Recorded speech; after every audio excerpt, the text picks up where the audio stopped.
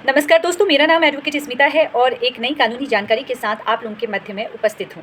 जैसा कि आप लोगों को मालूम है कि मैं एक प्रश्न आप लोगों से पूछती हूं, आप लोगों का मत वहां पर जानती हूं, आपके द्वारा कमेंट किए जाते हैं और उन कमेंट को पढ़ने के बाद मैं अपने विचार आप लोगों के समक्ष रखती हूँ। कल मेरे द्वारा एक प्रश्न पूछा गया था कि मतभेद अगर पति पत्नी के मध्य में है तो उन्हें कब समझौता कर लेना चाहिए, जहाँ पर पति पत्नी के बीच में मतभेद की स्थिति उत्पन्न हुई है, और समझौता उन्हें कब करना चाहिए। देखिए, काफ़ी लोगों के अलग अलग विचार थे इसमें, तो मैं आज आपको कानूनी विचार और अपने विचार यहाँ पर रखूँगी। अगर आपको वीडियो पसंद आएगा तो इसको लाइक शेयर करना बिल्कुल भी ना भूलें। देखिए, पति पत्नी के बीच में नोक झोंक होती रहती है, लेकिन इसका प्रभाव सबसे ज़्यादा जो पड़ता है वो पड़ता है आपके बच्चों पर। अगर आप दोनों की लड़ाई इस तरह बढ़ रही है जहाँ पर इसका प्रभाव आपके बच्चों पे पड़ रहा है, तो वहाँ पर आपको समझौता करना चाहिए। जहाँ पर थोड़ा समझौता आप कीजिए, थोड़ा समझौता आपकी पत्नी को भी करना पड़ेगा। लेकिन अगर एक पक्षकार समझौता करने को तैयार है और दूसरा पक्षकार समझौता नहीं करना चाह रहा है, या वो अपनी शर्त पर समझौता कर रहा है, उस अवस्था में क्या होगा? देखिए, उस अवस्था में मैं आपसे कहूँगी कि समझौता आपको उतना ही करना है जहाँ पर आप समझौता करने योग्य वो बातें हों। अगर आप ऐसी चीज़ों का समझौता कर लेते हैं आज, तो कल हो सकता है इसका प्रभाव आपके जीवन पर बुरा पड़ सकता है, बच्चों के जीवन पे बुरा पड़ सकता है। देखिए, समझौता करना चाहिए अपने लिए भी और बच्चों के लिए भी, लेकिन अगर पत्नी या पति दोनों में से अगर कोई इस तरह से आरोप लगा रहा है, जैसे कि पत्नी के द्वारा अगर झूठा आरोप लगाया जा रहा है, अगर पत्नी आपके परिवार के जो सदस्य हैं, जो मेल सदस्य हैं, उन पर छेड़खानी का आरोप लगा रही है, जो बिल्कुल भी सही नहीं है, जो गलत है, तो वहाँ पर आपको समझौता नहीं करना है। और अगर पति के द्वारा आपको टॉर्चर किया जा रहा है, पैसे नहीं दिए जा रहे हैं, तो वहाँ पर मैं महिला से भी कहूँगी कि आपको समझौता नहीं करना है। जितना पैसा आप अपने पति से मांगेंगी, उससे अच्छा है कि आप बाहर जाकर काम करें।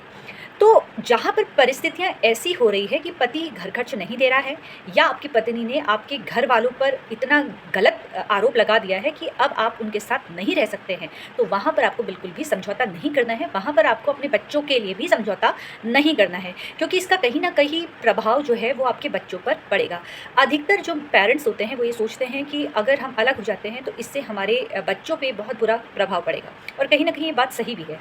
लेकिन अगर आप दोनों साथ रहते हैं, दिन रात आप दोनों के मध्य में कलेश उत्पन्न होता है, तो उस अवस्था में भी बच्चों पे बहुत बुरा प्रभाव पड़ेगा।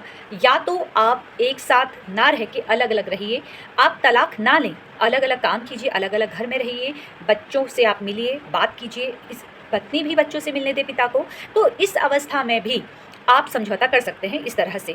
लेकिन जहाँ पर महिला की आदत इस तरह से है कि वो बार बार आपको टॉर्चर कर रही है, या पति बार बार टॉर्चर कर रहा है, जहाँ पर मानसिक अशांति उत्पन्न हो रही है, जहाँ पर आप दोनों के मध्य में अब ऐसा लगता है कि ये रिश्ता आप बचा नहीं सकते हैं किसी भी तरीके से, तो वहाँ पर तो सबसे सही रास्ता यही रहेगा कि आप दोनों अलग हो जाइए। फिलहाल बच्चों के लिए आप समझौता कीजिए, लेकिन समझौता भी आपको तब करना है जहाँ पर पत्नी समझौता करने वाली बातें करे या पति समझौता करने वाली बातें करे। ऐसे मामलों में आप समझौता मत कीजिए जहाँ पर जो आपने गलत किया ही नहीं है। जैसे कि मैं आपको एक उदाहरण के तौर पर बताती हूँ। पति पत्नी के बीच में वाद विवाद हो जाता है। वाद विवाद जब होता है तो पति अपनी पत्नी को मनाने के लिए घर जाता है। पत्नी कहती है कि ठीक है, मैं समझौता करने को तैयार हूँ, तुम्हारे घर वापसी के लिए तैयार हूँ, तुम्हें लिख कर देना पड़ेगा कि तुम आइंदा मेरे साथ मारपीट नहीं करोगे, मुझे घर खर्च में एक अमाउंट बता देगी कि भाई तुम्हें इतना पैसा देना है। लेकिन पति के द्वारा कभी मारपीट नहीं की गई। जितनी डिमांड पत्नी कर रही है उतना तो पति के पास पैसा भी नहीं आता है। तो ऐसी अवस्था में अगर वो समझौता कर लेता है पति, तो मैं बता दूं कि पत्नी अगर इस तरह से समझौता कर रही है कि आपके द्वारा मारपीट की गई है, आप लिख के दीजिए, तो वहाँ पर आपको समझौता नहीं करना है। क्योंकि जो महिला अभी आप पर झूठा आरोप लगा रही है, जो महिला आपको कह रही है आप लिख के दीजिए मारपीट की है आपने, तो यही समझौता आपको कल कहीं ऐसा ना हो जाए कि आपको न्यायालय आना पड़े। क्योंकि आपके द्वारा तो लिखा है कि आपके द्वारा मारपीट अब नहीं होगी, आपने समझौता कर लिया है। तो इस तरह की समझौता करने से बचें। समझौता करना चाहिए, बिल्कुल करना चाहिए, बच्चों के लिए करना चाहिए, लेकिन एक हद तक। जहाँ पर आप समझौता कर सकते हैं वहाँ पर समझौता कीजिए, और जहाँ पर आपको लगता है कि नहीं मैं समझौता नहीं कर सकता हूँ, इससे हम दोनों के रिश्ते और ख़राब हो सकते हैं, तो वहाँ पर आपको समझौता नहीं करना है। वहाँ पर सबसे सही रास्ता ये है कि आप तलाक ना लें, आपस में बैठिए, बात कीजिए, आप अपनी पत्नी को एक अमाउंट बता दीजिए कि भई मैं इतना पैसा तुम्हें घर खर्च दूँगा, और अलग-अलग रहकर एक ही घर में अलग-अलग आप रह सकते हैं और वहाँ पर आप अपने बच्चे की परवरिश कर सकते हैं। लेकिन ध्यान रखिए, अलग रह के भी इस तरह से जीवन नहीं कटता है, इसलिए आपसी सहमति से पहले बात करने की कोशिश ही कीजिए। फिलहाल ये मेरे विचार हैं।